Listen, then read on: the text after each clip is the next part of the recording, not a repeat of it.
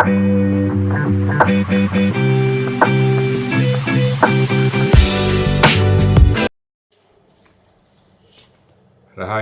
rahayu, rahayu. Kembali lagi dengan saya, Juru Gede Panji. Dalam beberapa hari ke depan, bangsa ini akan memasuki era baru. Kepemimpinan Presiden baru, Presiden ke-8 negeri ini. Tanggal 20 Oktober 2024 ini. Bapak Jenderal TNI Purnawirawan Prabowo Subianto akan dilantik menjadi Presiden RI yang ke-8, menggantikan Bapak Insinyur Joko Haji Widodo selaku Presiden yang terdahulu. Tidak dipungkiri, pencapaian Presiden Joko Widodo di era 10 tahun beliau menjadi Presiden Republik ini, antaranya di bidang infrastruktur. 1. Ada 2.893 km jalan tol telah dibangun. 3.000 km jalan baru ada di Papua, ada di NTT, ada di Sulawesi, dan lain sebagainya. Kemudian yang kedua, ada 52 bendungan telah beliau bangun, berlokasi di seluruh tempat, di seluruh wilayah negara Kesatuan Republik Indonesia ini. Sungguh luar biasa. Pencapaian-pencapaian lain beliau juga terjadi di bidang sarana transportasi baru, satu-satunya di belahan selatan dunia ini. Kereta api cepat dari Jakarta Bandung, kereta WUS. Luar biasa, luar biasa. Belasan lapangan terbang perintis telah dibangun juga di era beliau. Dan banyak pencapaian-pencapaian lainnya. Lalu bagaimana dengan penegakan hukum? Bagaimana dengan penegakan hukum soal korupsi misalnya? Di era beliau, di era Presiden Joko Widodo, telah terungkap 2039 kasus. Ada yang sedang dalam proses peradilan, ada yang sudah diputus, dan lain sebagainya. Ada 4.323 tersangka telah terseret ke depan pengadilan. Kerugian negara sudah tidak terhitung lagi. Ratusan triliun rupiah dalam 5 tahun terakhir saja, tidak kurang dari 280 triliun kerugian negara yang ditimbulkan oleh perilaku-perilaku korup di negeri ini. Aparatur pemerintah, baik sipil maupun militer, dilakukan bekerja sama dan berkolaborasi dengan para pencoleng, para pencuri harta kekayaan negara. Korupsi sudah menjadi bagiannya sistemik di dalam kehidupan bangsa ini. Sudah menjadi kejahatan yang terstruktur, dari bagian pemerintahan yang terkecil hingga yang tertinggi. Setiap hari kita baca di media betapa culas mereka, betapa cengengesan mereka di sidang-sidang pengadilan yang memperkarakan, yang menyidangkan kasus-kasus korupsi ini. Harapan kami sebagai rakyat bawah, sebagai rakyat kecil, kepada Presiden baru nanti, Bapak Prabowo Subianto dan Mas Gibran Rakabuming. Rakyat sedang dahaga, rakyat sedang haus-hausnya tentang pengungkapan masalah kasus-kasus korupsi ini. Kejahatan-kejahatan ini sungguh terorganisir. Kejahatan yang sangat-sangat diharamkan sebetulnya dalam agama manapun. Korupsi sudah membuat menderita bangsa ini. Bangsa ini belum menikmati dari manfaatnya menjadi bangsa sebagai pemilik dan memiliki potensi sumber daya alam yang begitu besar. Ada minyak bumi, ada gas alam, ada tambang yang lainnya, batu bara, emas, tembaga, bauksit, nikel. Segala hal yang diperlukan oleh umat manusia di muka bumi ini tersedia di Indonesia.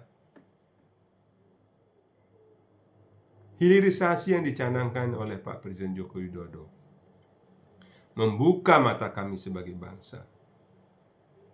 Banyak negara yang sewot, banyak negara yang marah, bahkan menyeret kita ke dalam WTO. Ternyata selama ini sumber daya alam kita banyak dinikmati oleh negara-negara besar, negara-negara yang menguasai teknologi, dan negeri kita ini tanpa bisa berbuat apa-apa. Bersyukur kepada Pak Joko Widodo. Terima kasih Pak. Bapak membuat bangsa ini menjadi diperhitungkan di dalam percaturan dunia. Kami bangga. Kami senang dan kami gembira bangsa ini masuk dalam jajaran G20, G20. Walau masih di urutan ke-16 sebagai bangsa dengan ukuran ekonomi terbesar ke-16. Harapan ke Prabowo Subianto sekarang bagaimana? Kami berharap Bapak bisa lebih dari itu. Ungkap seluruh kegiatan kejahatan korupsi di negeri ini. Baik itu yang masih baru dipikirkan dalam otak dan benak para penjahat ini. Berlakukan segera undang-undang perampasan harta dan aset koruptor. Segera desak DPR RI untuk mengundangkan hal ini, agar mereka punya shock terapi. Begitu masifnya, begitu intennya korupsi di negeri ini. Dari unsur pemerintahan paling kecil hingga yang paling tinggi. Luar biasa. Di era Pak Joko Widodo, ada 6 menteri kabinet beliau yang sudah divonis dan ditetapkan sebagai pelaku koruptor dan menyandang terpidana koruptor dengan nilai yang bukan ecek-ecek. Ada 1 wamen masih berstatus tersangka.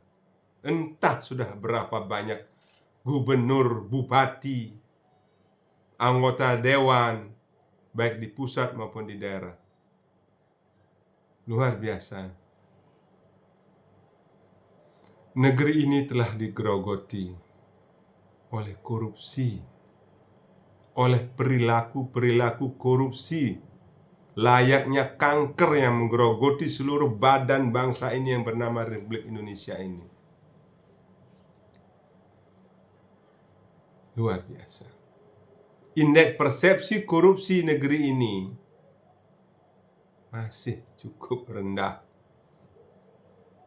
2019 pernah bertengger di indeks persepsi korupsi di angka 40. Sekarang turun lagi di angka 34. Kami sangat berharap. Mohon Bapak Prabowo Subianto dan Mas Gibran Rakabuming sebagai wakilnya fokus. Saya mohon dengan hormat, fokus pada penegakan korupsi di awal-awal pemerintahan Anda. Pilihlah para pembantu Anda yang punya niat untuk membesarkan negeri ini dengan bersih. Saya senang mendengar Bapak Prabowo memberi pembekalan di Hambalang kepada para calon pembantu Bapak, calon kabinet Bapak. Semoga mereka memahami arti amanat penderitaan rakyat bangsa ini yang sejak merdekanya belum pernah bahagia dan makmur serta adil. Mental korup, mental bajingan biasa ada dalam setiap pemerintahan. Semoga alam semesta ini merestui upaya Bapak Prabowo dan Mas Gibran yang telah berjanji akan mengejar koruptor hingga ke Antartika, membentuk pasukan khusus untuk mengejar para koruptor di negeri ini. Segera, mohon sekali lagi, segera dengan hormat minta DPR untuk mengesahkan, terbitkan undang-undang penyitaan hasil-hasil aset korupsi yang sudah terbukti, tentunya dengan peradilan yang adil.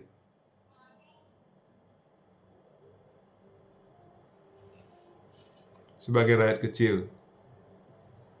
kami berharap ada upaya-upaya maksimal dalam penegakan hukum, khususnya korupsi. Korupsi adalah biang kerok segala kemelaratan di negeri ini.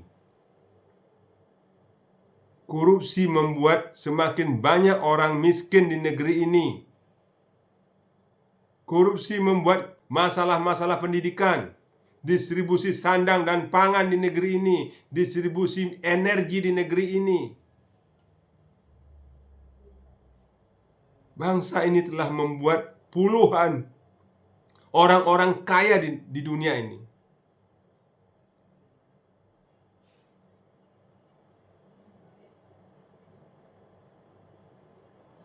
Kita pernah menyandang sebagai bangsa yang paling korup.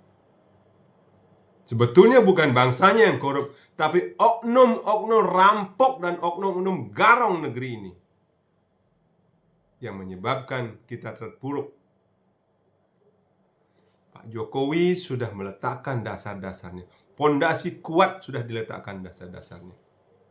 Selanjutnya silahkan Bapak Presiden Prabowo Subianto dan Mas Gibran untuk melakukan aksi-aksi tegas, aksi-aksi keras yang menyebabkan para calon koruptor jera, bahkan walau masih ada dalam pikirannya pun untuk berpikir berulang kali lipat. Kami tidak terima. Kami tidak terima bangsa ini dimiskinkan oleh beberapa gelintir manusia-manusia berhati busuk, berhati iblis. Segera berlakukan undang-undang penyitaan aset koruptor. Perkuat KPK, perkuat kepolisian, perkuat kejaksaan, perkuat kehakiman. Masyarakat harus sadar. Masyarakat harus mulai tahu, menyadari bahwa korupsi adalah penyakit yang harus diberantas dari badan kita semuanya, badan bangsa Indonesia ini. Bila ingin Indonesia maju di tahun 2045, tidak ada kata kemajuan tanpa pemberantasan korupsi. Jangan beri celah, jangan beri peluang kepada mereka untuk memanfaatkan keadaan ini untuk memperkaya dirinya dengan cara-cara tidak sesuai hukum.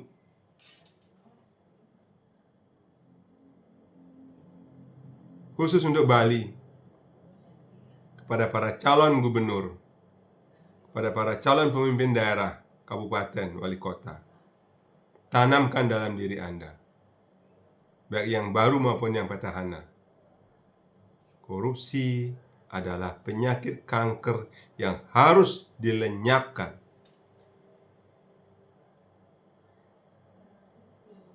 Semoga